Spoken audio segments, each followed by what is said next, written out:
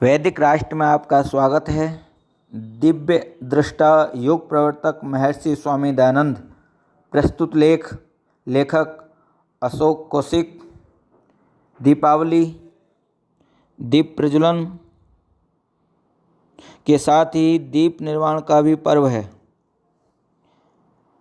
एक ऐसा पर्व जब क्षणभंगुर जीवन की अस्थिर दीप शिखाएं बुझ गई थीं और अनंत महाकाल की पूंजीभूत ऐसी ज्योतियां विकीर्ण हो उठी थीं कि जिनसे सारी मानवता का अंतःकरण जीवन का नया संबल पा जाता है। योगेश्वर श्री कृष्ण, महात्मा बुद्ध, महावीर स्वामी, स्वामी रामतीर्थ तथा महर्षि दयानंद ने इसी दिन अपना पार्थिव दीप बुझाकर आत्मा का अशेष दीप प्रज्वलित किया था। दीप निर्माण की इस श्रृंखला में महर्षि दयानंद अंतिम कड़ी हैं, परंतु यदि हम विगत 5-6 हजार वर्षों के इतिहास पर दृष्टिपात करें तो महर्षि जैसा सूक्ष्मदर्शी दिव्य दृष्टा युग पुरुष, वेदों के यथार्थ स्वरूप को व्याख्याता, नाना मतांतरों के जाल से मानव जाति को मुक्त कराकर पारस्परिक एकता और प्रेम के सूत्र में विश्व को पिरोने वाला, प्राचीन आर्य सभ्यता और संस्कृति को गौरवास्पद बनाने वाला, निर्भय होकर पाखंडों की पोल खोलने वाला, आदित्य ब्रह्मचारी प्रखर राष्ट्रवादी हमें ढूंढने से भी नहीं दिखाई देगा। महर्षि दयानंद ने ऐसे निरचिर विवेकी परमहंस परिव्राजकाचार्य हैं जिनके दर्शन मार्ग से अनेक पतित प्राणी पावन हो गए। उनका महान व्यक्तित्व था। महर्षि पर महाप्राणत्व किसी ने थोपा नहीं था और न ही जन्म या जन्मकालीन परिस्थितियों से उन्हें महत्ता प्रदान थी। महर्षि के जीवन निर्माण में उनके तप, त्याग और साधना ने ही उन्हें महापुरुषों में अग्रण्य बनाया था। उनके जीवन में क्षमाशीलता, करुणा, दया, उदारता, निर्भयता, परोपकार, विश्वबंधुत्व की भावना जिस रूप में समाहित हुई वैसी रोचक, अद्भुत तथा शिक्षाप्रद घटना इस काल अवधि के अन्य महापुरुषों के जीवन में हमें दिखाई नहीं देती। महर्षि दयानंद केवल समाज सुधारक तथा धार्मिक पुनर्जागरण के ये प्रवर्तक नहीं थे, अपितु वे तो प्रचंड राष्ट्रवादी क्रांतिदर्शी महापुरुष थे। सर्वप्रथम उन्होंने ही प्रजातांत्रिक शासन पद्धति के आधार पर आध्यात्मिकता से परिपूर्ण धर्म एवं संस्कृति की आधारशिला पर राष्ट्रीयता के सुदृढ़ अजय दुर्ग के निर्माण की अभूतपूर्व योजना बनाई। इसके अंतर्गत प्रत्येक व्यक्ति का गुण, कर्म, स्वभाव के आधार पर विकास हो सकता है। महर्षि ने न केवल अपना कोई मत, संप्रदाय या मठ स्थापित किया, अपितु अपने पार्थिव अवशेष की भी भस्म तक को प्रवाहित कर देने का अपने भक्तजनों को आदेश दिया, जिससे कि कोई उनको लेकर उनकी समाधि की स्थापना न कर बैठे। महर्षि दयानंद के जन्म के समय भारत की सामाजिक, आर्थिक ही नहीं अपितु आध्यात्मिक दशा भी अत्यंत शोचनीय हो गई थी। अनेक कुरीतियों के कंटकों से विरुद्ध होकर आर्य जाति की शरीर जर्जर हो गया था। शमशान भूमि में सतत चिताओं पर अबलाओं का सजीव शरीर बलात् धधक रहा था। अधर्म और अज्ञान की काली निशा में भारतवासी सो रहे थे। पाखंड के मूल पुराणों के घटाटोप अंधकार ने समस्त भारत को आच्छादित कर लिया था। विदेश गमन और समुद्र यात्रा निषिद्ध थी। जन्म मात्र से ही ब्राह्मण कहलाने वाले धर्म के ठेकेदार बने हुए थे। साधारण सी भूलों पर, संदेह मात्र पर ही लोगों को जातिच्युत कर दिया जाता था।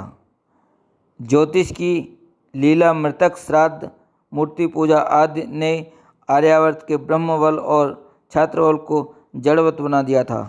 आर्य जाति का एक बहुत बड़ा भाग धर्म ग्रंथों को पढ़ना तो दूर, उनको सुनने का भी अधिकार नहीं माना जाता था। नारी जाति वेद पढ़ने के अधिकार से वंचित थी। विदेशों से ईसाई पादरियों के दल संपूर्ण आर्यावर्त को ईसाई बनाने के लिए सुसज्जित होकर आ रहे थे और स्वयं देश के भीतर मुल्ला मौलाना पहले से ही इस जघन्य कृत्य में प्रवृत्त थे।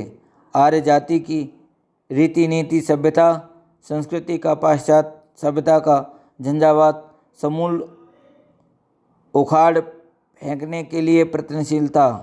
ऐसी परिस्थिति में महर्षि दयानंद का जन्म हुआ था, किंतु राष्ट्र ने आज जो करवट बदली है, देश में जागृति के जो चिन्ह दिखाई देते हैं, देश की स्वतंत्रता, समाज का सुधार, वेदोद्धार, ब्रह्मचर्य का प्रचार आदि दिखाई देता है, इन सब का श्रेय महर्षि को ही है। महर्षि दयानंद ने मानव कल्याण की भावना को अपने सम्मुख रखकर प्रतिकूल परिस्थितियों का सामना करते हुए उसके कारण उन्हें अनेक प्रकार विस्पान भी करना पड़ा, ईंट पत्थरों की वर्षा सहनी पड़ी तथा अन्य अनेक प्रकार के षड्यंत्रों का शिकार होना पड़ा और अंत में प्राणों की आहुति भी देनी पड़ी, किंतु वे किंचित भी विचलित नहीं हुए।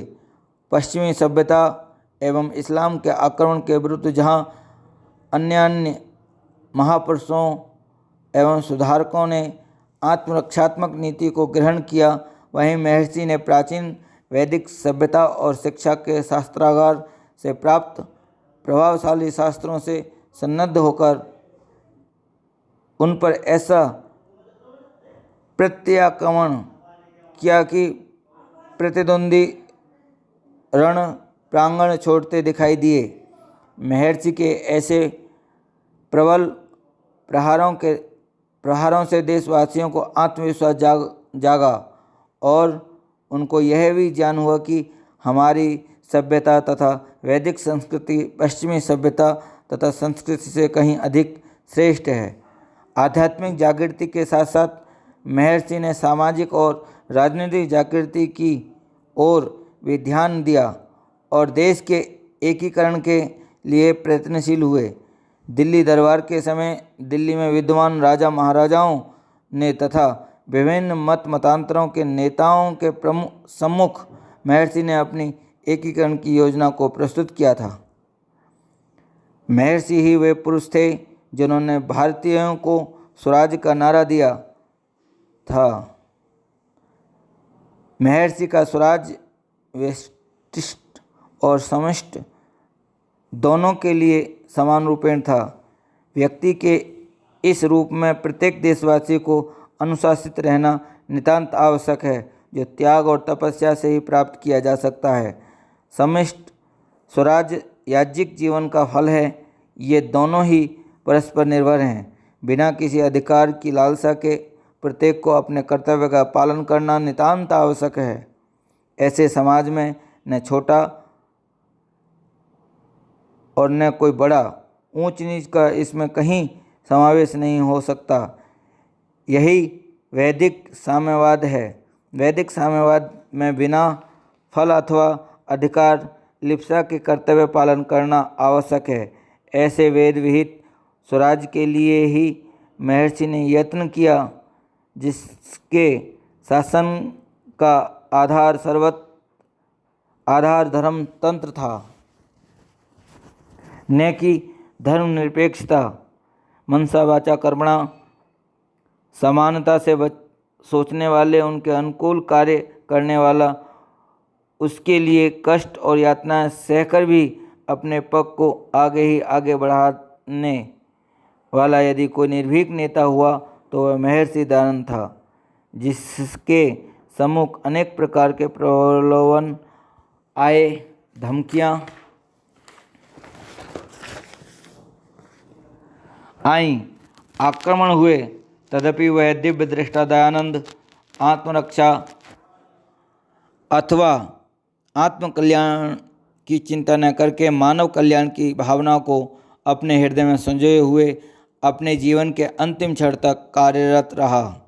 स्वराज के प्रथम मंत्रदाता के रूप में हमने उनका उल्लेख किया है।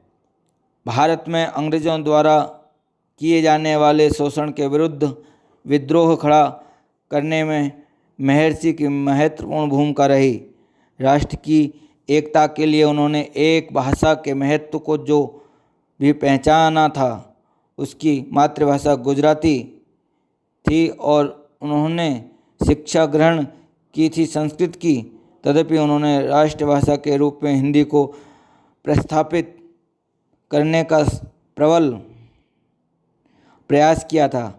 कालांतर में उन्होंने अपने ग्रंथों को संस्कृत के साथ साथ हिंदी में भी लिखना आरंभ किया और देश के किसी भी प्रांत में जाकर अपने वार्तालाप, शास्त्रार्थ और प्रवचन का माध्यम हिंदी को ही बनाया। महर्षि ने हिंदी को आर्य भाषा की संज्ञा प्रदान की थी। आर्य समाज के सदस्यों को उन्होंने हिंदी का पर्याप्त ज्ञान प्राप्त करने के लिए प्रेरित किया। विश्व की समस्त भाषाओं के लिए वे एकमात्र देवनागरी लिपि को ही उपयुक्त एवं श्रेष्ठ लिपि मानते थे। मानव जीवन के प्रत्येक पहलू और समस्या का समाधान महर्षि ने प्रस्तुत किया। वे विशाल ज्ञान के भंडार के स्वामी थे। अपने अल्प जीवन में उन्होंने कितने महत्वपूर्ण कार्य किए और यह भारतवासियों के लिए गौरवास्पद है। सतत प्रयास व प्रवचन, शास्त्रार्थ तथा संस्थाओं की संरचना के साथ साथ विलक्षण और विद्वतापूर्ण ग्रंथों का प्रणयन महर्षि सदृश त्यागी, तपस्वी और साधक के लिए ही संभव था। उनका जीवन वर्णनातीत है। ऐसे महर्षि को दीपोज्वलन एवं दीप निर्माण के इस पावन पर्व पर आर्य जगत का सत सत नमन।